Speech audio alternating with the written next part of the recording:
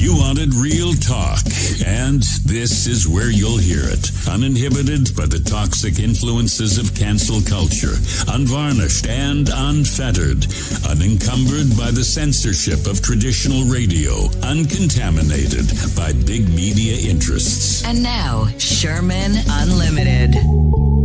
Well, long time no see. I'm Peter Sherman, and welcome to Sherman Unlimited. I've been getting calls and emails from people who miss Sherman Unlimited, and what they wanted to know was, is it coming back? Well, on some basis, yes, it is. Today, I'll chat with you a little bit about a few subjects, and at the end of the podcast, I'll give you some insight into why I've taken a long time returning to this space, what my issues are for getting things rolling, and what you should expect.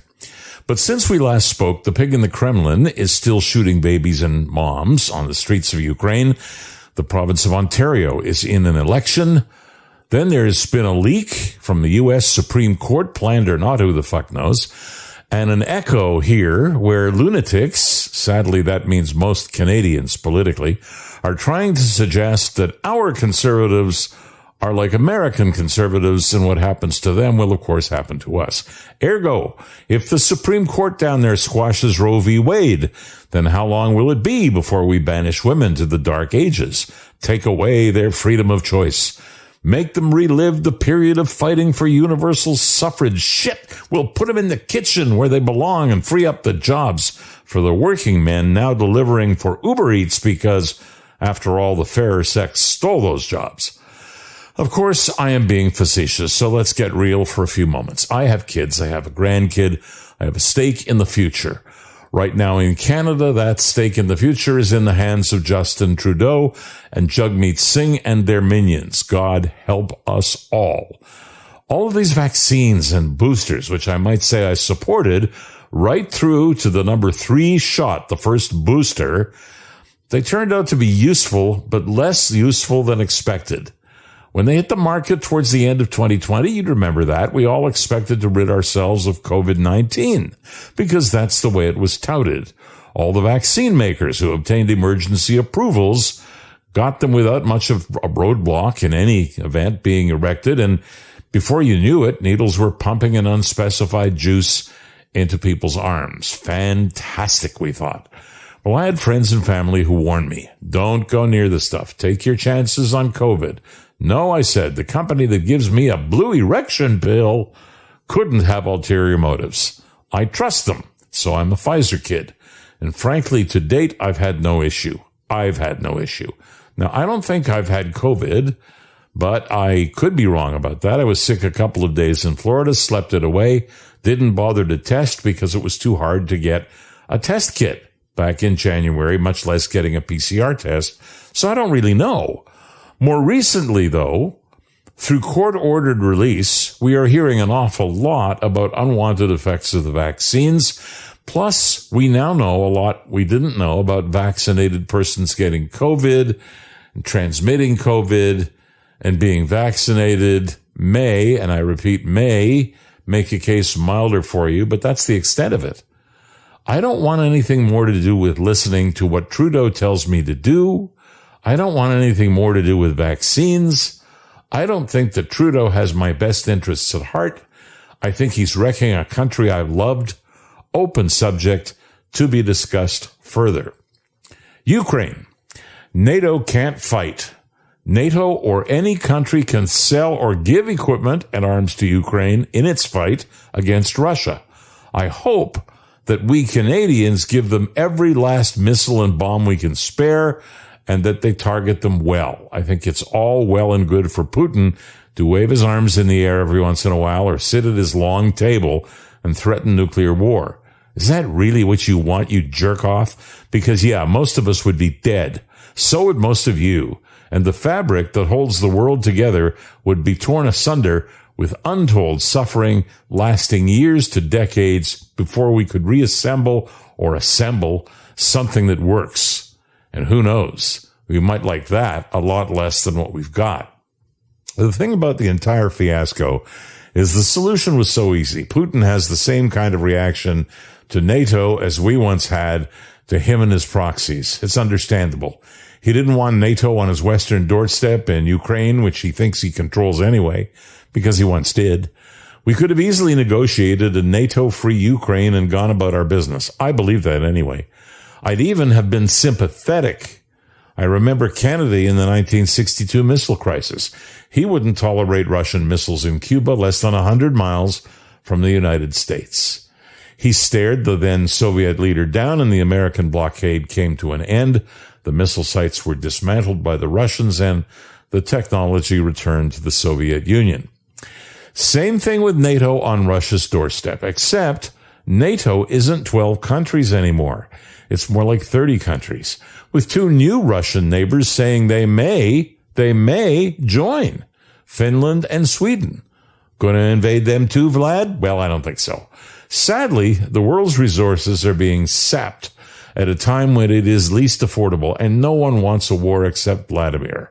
Next chapter within a week as Europe turns off the Russian oil and gas taps, and that's serious sanctioning. Then there's this nonsense in SCOTUS. SCOTUS is an acronym for the Supreme Court of the United States. A leak of a legitimate document written by Justice Alito on Roe versus Wade, or as we more commonly call it, the abortion law. Well, it isn't a law. It's just a ruling that once gave women freedom of choice many decades ago, which, if this leaked ruling were to pass, could put abortion in the hands of individual states. About half would forbid it, and the other half would allow it. The Americans are going to have to sort this out, and notably, given there are fall midterm elections which were widely expected to take both houses of Congress out of the reach of President Biden and the Democrats, we'll see what happens. If this nonsense at the Supreme Court is what happens, all bets are off. No, not every woman is pro-choice, but most are, as are some Republican women too. Never underestimate women. The fools who came up with this are doing just that. Here in Canada, if social media is any benchmark, there are literally thousands suggesting we could do likewise here, and God forbid we ever elect a conservative, because that would be a conservative move if ever there was one. Well, I'm a conservative. To tell you the truth, I haven't thought about pro-life or pro-choice in a very long time. Why? I consider them as Canada's closed topics. Used to be, I was in talk radio, way back. The discussions were often about abortion, same-sex marriage, cannabis or marijuana.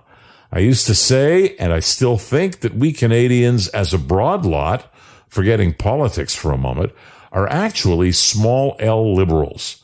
We believe in freedom of choice. We believe in same-sex relationships and marriages. We think they're fine. And we think cannabis has a legal place in our society. I know. Not everybody, but mostly everybody. This is Canada. So why are some of you going off half-cocked like we're going to find a way to ride American coattails and delegitimize abortion anytime soon, or really anytime at all? We're not. Period. As for a future conservative government, it would turn its attention to trying to save Canada as an entity. For under the Liberals, unchecked, we're pretty much toast. Now, I promised a word or two on Sherman Unlimited. Sherman Unlimited, in my mind's eye, is a daily show. It runs 1 or 2 hours. It features guests, as we did at the inception back in the fall, but my commentaries would still be there. So would a cast of regulars. It would be available as a live audio stream or the equivalent of a daily radio show, and ultimately it would transition to video as well.